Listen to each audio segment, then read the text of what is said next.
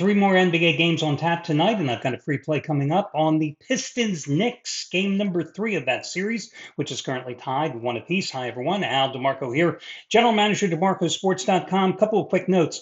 First of all, yesterday there was no video report, and there was a reason for that. I simply didn't like any of the 3 games in the pros. So instead, I used baseball as my best bet and came away with another winner on the Cubs. But just remember, with these video reports, I don't monetize them, so it's not like I make money on them.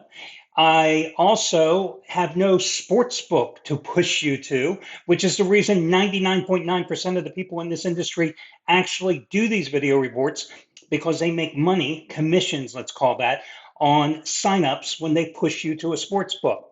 So what I can tell you is that the best way to always be alerted as to when I will have a video report is simply hit that little subscribe button.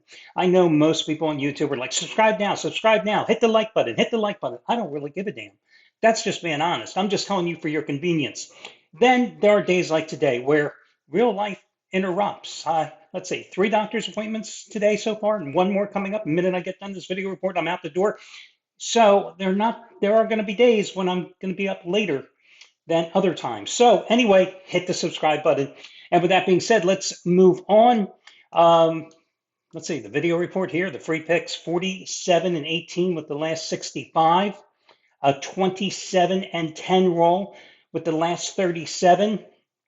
After going 16 and 4 in the big dance, 4-0 start in baseball, and I hit 3 out of 4 so far in the playoffs. Did lose the other night as, who the hell did I lose on? Isn't that awful? I can't remember. Oh, as the T-Wolves simply failed to show up hosts for 3 quarters against Lakers in game number 2 of that series. So that was my first loser. I thought there was a chance that they could come back and get the backdoor cover, but it wasn't to be.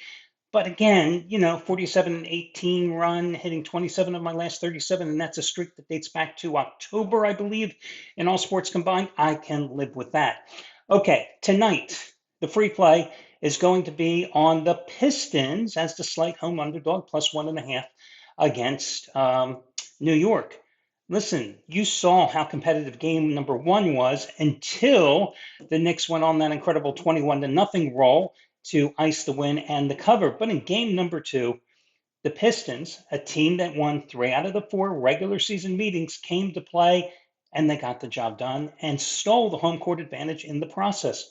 Cade Cunningham has just been unstoppable against the Knicks this season. During the regular season, in the 4 meetings, of which, again, Detroit won 3 of them, he averaged like 30.8 points a game. Game number 1 struggled a bit, and I think all the Pistons did to a certain extent. I mean, this is a young team playing in its first playoff game series forever. And Cunningham, I think, had 21 points, but he was back to menacing the Knicks in game number 2. I believe it was 33 points. I don't see them stopping him. And let's face it, the Pistons are coming back home. Again, I just said it's been forever since I've been in the playoffs. They are coming back home tonight, the Little Caesars Arena. And that crowd, the fever pitch that they're going to be at from the opening tip, the Knicks are going to feel like this is game 7. That's what game number 3 is going to be like tonight. And the Knicks have some problems. An issue that has plagued them all season long, and really any team that their coach has coached along the way, is that they ride their starters so deeply, and they don't have much of a bench. That has hurt them.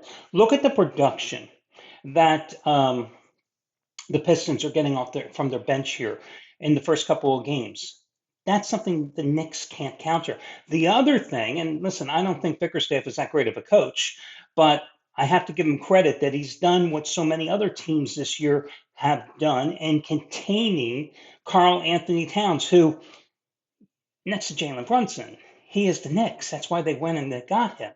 But how does that guy take just 3 shots, miss them all, 3 shots total in the second half of a home game that you lose? It's because so many teams this season, instead of putting their center on Towns, will instead put a more, I was going to use the word flexible, but I guess the word is athletic, a more athletic forward on him. In this case, it was Tobias Harris, who 6'8". I mean, he gives away 4 inches to Towns. And it's not that you're shutting Towns out throughout the game offensively, but you're denying him the ability to work the ball inside. You're denying him the ability to capitalize on pick and rolls with Jalen Brunson. And you're also limiting his effectiveness as a 3-point shooter. And the byproduct of that is that Jalen Duren, who really came on strong in the second half of the season, he's allowed to roam the paint, to act as a rim protector, and also to double down and give assistance defensively when Brunson has the ball or when Josh Hart has the ball. In fact, he is primarily playing Josh Hart, who is not a great shooter and really struggles from the outside. So that takes away the Knicks' offensive opportunities. Yes, Jalen Brunson will probably have another big game tonight. What also surprised me was how much bitching and moaning the Knicks did after game number 2. It's like, oh, the Pistons, they beat us up. They were playing too physical. It's like, oh, wow. Did it just hit you that this is the playoffs and teams play half-court games and they're more physical? But I think the most interesting part about the box score that I took from game number 2 is Detroit went to the line 34 times. I think Cunningham had 12 of those free throws. The Knicks had 19. 19. I mean, generally, I always say that, and I think it's proven that the home team is always going to get the benefit of the whistle. Didn't happen. I mean, you just can't win when you're at home and your opponent is getting 15 more free throws. Now, the whining, the bitching, the moaning continued afterwards, but I thought it was also interesting that the NBA said that 20 of the 22 calls or non-calls in the final 2 minutes of game number 2, they were correct. That empowers the referees tonight to call the game the way they see fit. That also empowers, I think, the Pistons to be even more physical tonight, or at least match the physicality that they showed in game number 2. Those are the reasons I'm going with the Pistons tonight. We'll see if I'm right, and we'll talk again tomorrow. Good luck, everybody.